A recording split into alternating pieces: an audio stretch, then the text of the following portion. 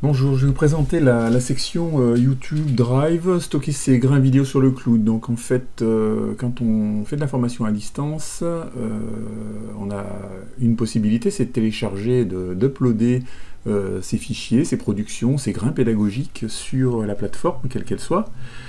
On s'aperçoit que s'il y a beaucoup de formateurs sur une plateforme, on arrive vite à des volumes et des quantités de données qui sont très très importantes, qui rendent les sauvegardes de la plateforme délicates, parce qu'il y a des centaines de milliers de fichiers, ça pèse très lourd, ça coûte cher en termes de serveurs, etc. Une autre solution qui est beaucoup plus simple, beaucoup plus économique, et qui vous permet aussi de rester, entre guillemets, propriétaire de vos productions et maître de ce que vous avez mis en ligne, c'est de créer un compte Google. Et compte Google veut dire aussi accès à un dossier Drive. Gratuitement, c'est 15 gigas de données, ce qui est pas mal. Mais ça deviendra vite insuffisant d'ailleurs.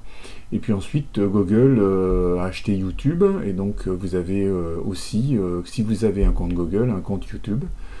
Donc l'idée, c'est d'utiliser ce compte YouTube qui est associé à votre Drive, et puis d'apprendre à uploader les vidéos sur YouTube, de paramétrer une chaîne YouTube, à la créer d'ailleurs, parce qu'il faut déjà la créer. Et puis aussi apprendre aussi à uploader éventuellement vos grains pédagogiques, quels qu'ils soient, des fichiers, des PDF, etc., sur le cloud par le biais de Drive. Donc deux solutions. Le premier contenu, c'est Google Drive, comment utiliser. Donc prévoyez 30 minutes pour faire ça. L'idée, c'est tout simplement et bêtement d'aller chercher les informations sur l'aide de Google, qui est assez bien foutue. Et puis d'apprendre à accéder à Google Drive, si vous ne savez pas encore faire, comment sauvegarder et synchroniser les dossiers, importer et créer des fichiers, et partager et obtenir un lien vers le fichier. Donc en fait, cette page, c'est simplement une intégration de l'aide de Google qui est très très bien faite avec toutes les étapes. Alors si vous savez déjà faire, pas de problème. Si vous ne savez pas faire, je vous encourage à respecter chacune de ces étapes et à vérifier que vous êtes bien capable de faire tout cela.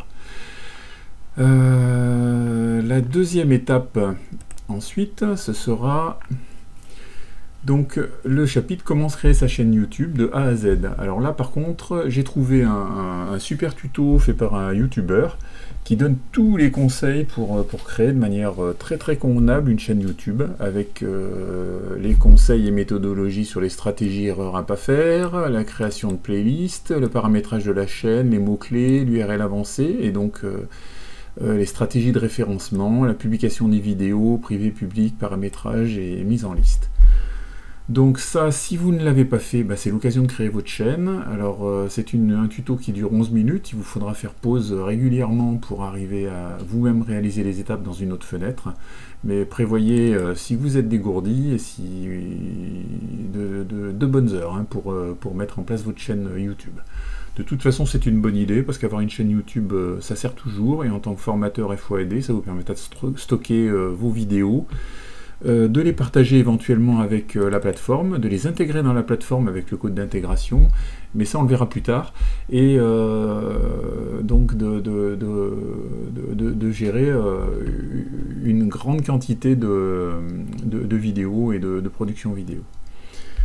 Voilà, et puis bien sûr, le chapitre finira par un petit devoir. Il faudra envoyer au formateur et au tuteur, accompagnateur de la formation, le lien vers votre chaîne YouTube. Comme vous avez réalisé l'activité « Je crée une chaîne YouTube », vous pourrez partager ça avec le formateur et éventuellement les autres participants.